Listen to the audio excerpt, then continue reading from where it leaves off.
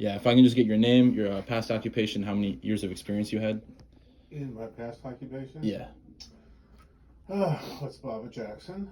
Um, I worked in public relations um, for about 6 years. I worked in as a sports writer for about 3 years. Yeah, and then I taught at the community college before I came here. So what would you tell someone who was trying to get a job in sports writing? Well, I think it's important to network, and you should start as early as you can. The way I started is I volunteered. You know, I went to newspapers, I went to radio stations, I went, television stations, and to see if I could shadow people and start networking that way. At North Texas, where I did my undergraduate work, I worked at the radio station as a sports reporter, and then I freelanced a lot. I made contacts with the newspaper, the Denton Record Chronicle, and some other Louisville Leader, and some others, just to get my foot in the door and to volunteer and to write as a stringer. So you just have to keep knocking on doors. Okay. What are you most passionate about when it comes to your sports writing job? Well, I think for me, it's finding something outside the box. Um, I remember one time,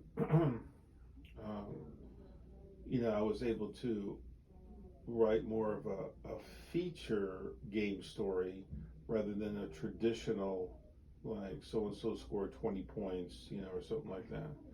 I also like to find out about the personality of people, and that's how I would build my leads a lot of times. So people were very interesting to me.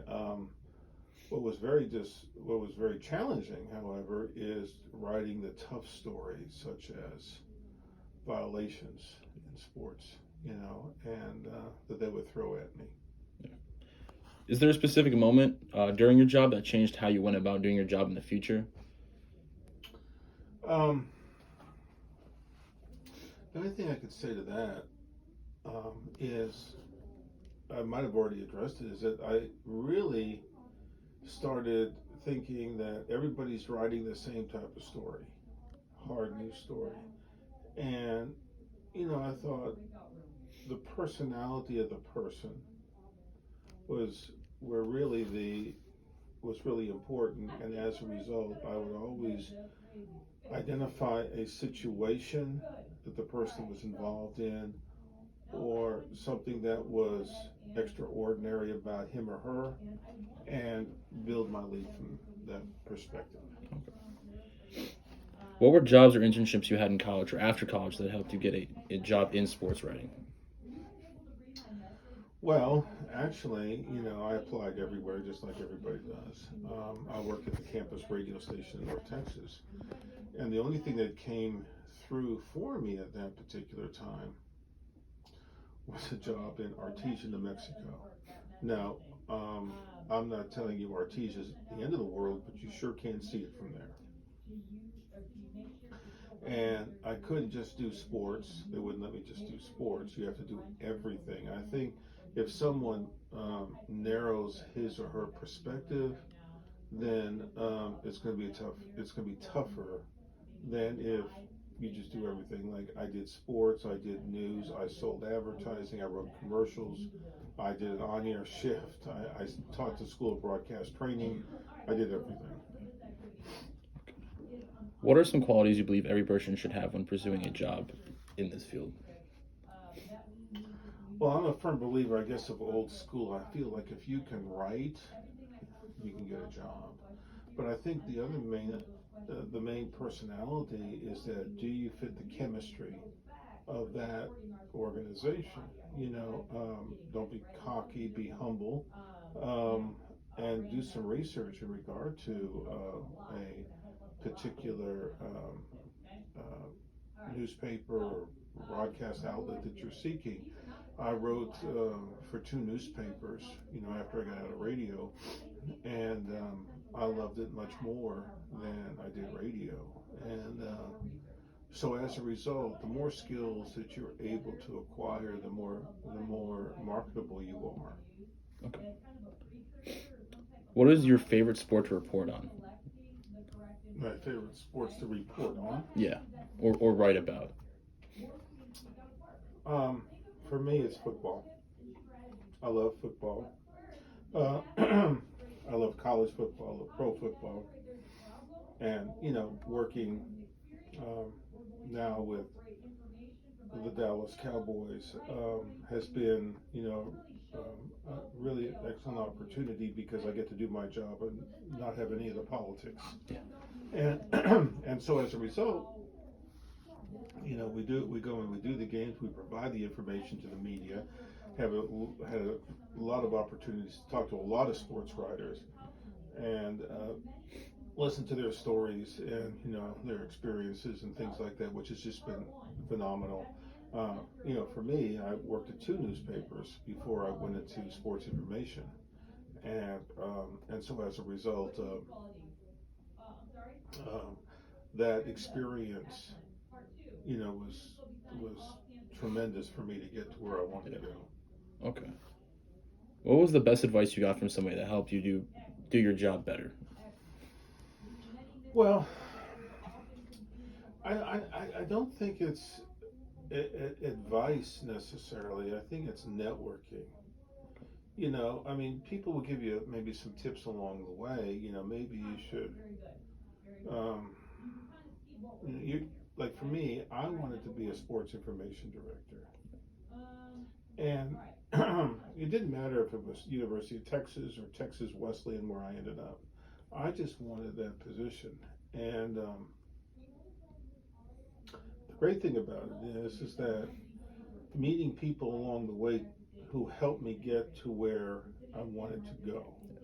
So, as far as tips, my tips were mostly networking, people helping me in regard to job openings or potential job openings. And the more I was able to network, it eventually landed my opportunity in the sports information field. Okay. All right. So, what is the best way to prepare before an event that you are covering? Any rituals or routines? I mean, Well, as a sports information director or as a writer? as a writer. Sorry.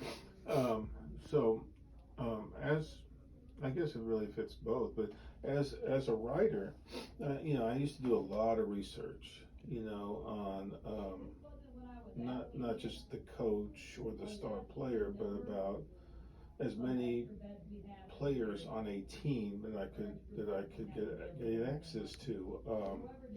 And so as a result, I felt I needed to be prepared when I stepped into that arena or that press box for the football stadium or whatever, so I could produce the best and most accurate story. What kind of weekly work hours should someone expect who is just entering the field of sports writing? A lot. Um, when I was a sports writer, um, a lot of times my shift was supposed to be 3 to 11. It was never that, and I would my day usually around 11 in the morning, and if I had a game story, if I had to cover a game, I would finish at midnight, so 12, 13 hours a day. Not every day, but at least 8 hours. But on those game nights, getting prepared, getting ready to go, traveling to wherever I'm going, it's a lot. What is something you wish you knew beforehand before you covered your first event as a sports writer? The very first event, When you were just kind of getting started. well, I was nervous. I was scared. I was worried about everything. I mean, I didn't want to screw up the score. I didn't have the wrong score. I didn't want to have, I didn't want to misquote the coach or players. I was afraid of everything. I was going to mess up. Okay.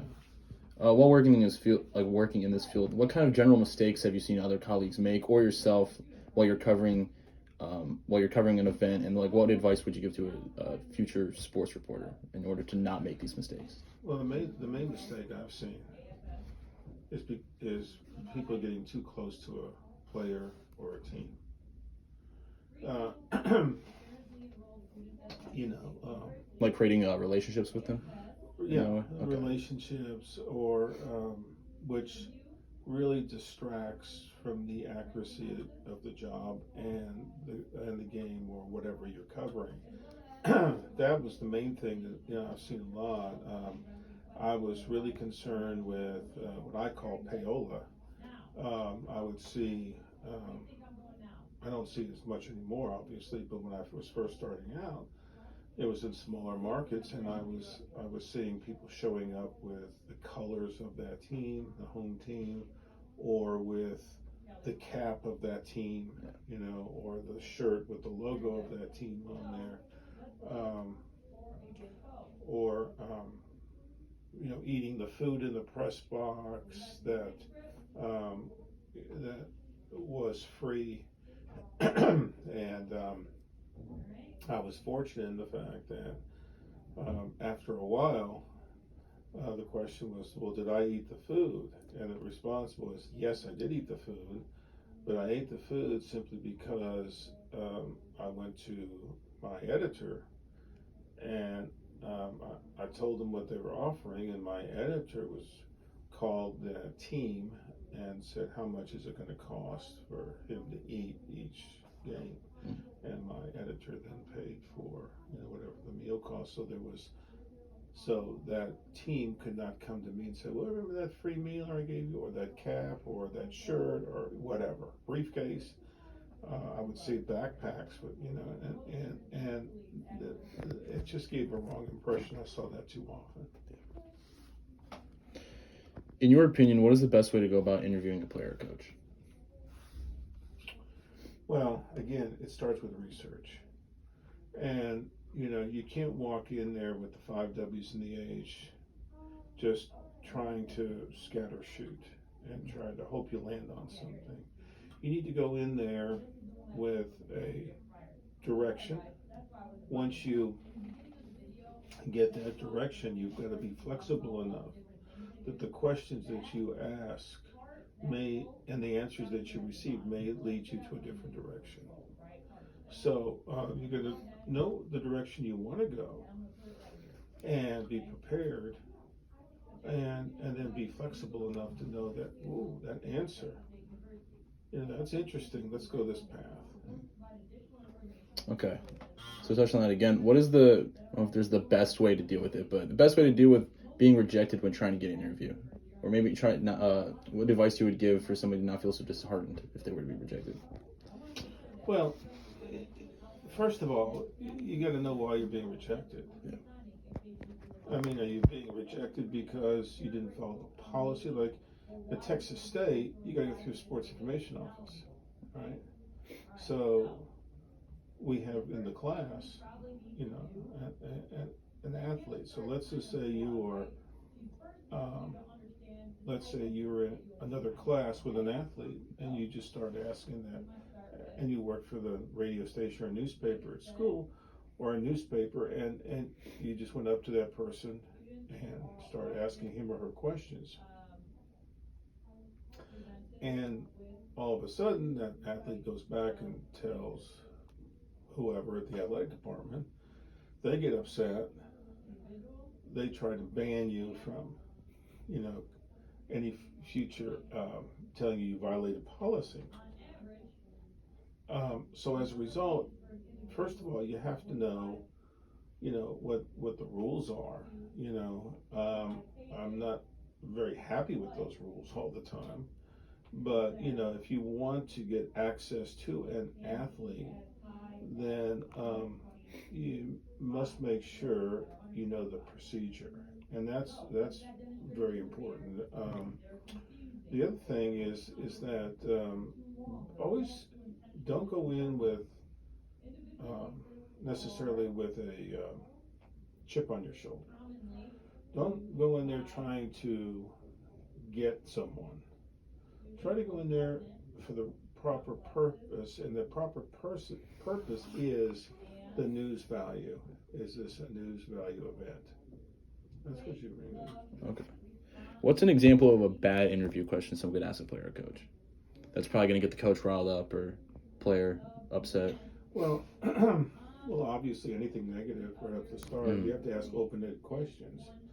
Um, I'm not going to say what school it was, but I remember a time when we got wind that a player in the playoffs in high school was hazed, and he went in. The team put him into a tub of ice and ice water, and he went into epileptic shock. So when I asked the coach about that, he was just telling me no, that it was didn't happen, and it was just the way where the other schools are jealous, and because they're in the playoffs and they're not, and blah blah blah.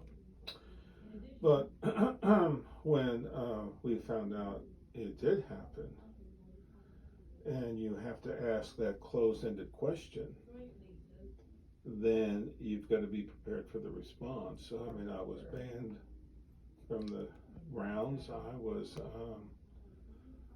and no matter how you present it, I mean, you try and present it in a way that doesn't back someone into a corner. You try to say it to someone, that I get it, coach. All these schools might be out to get you or whatever, as you said, but the room. I mean, the word is out there.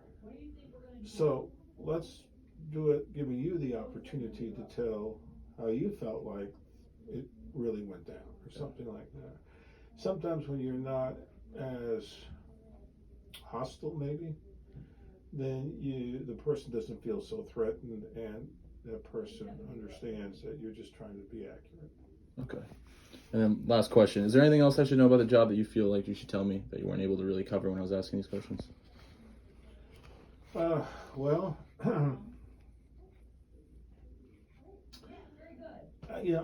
I think when you go into sports, you just got to get your foot in the door.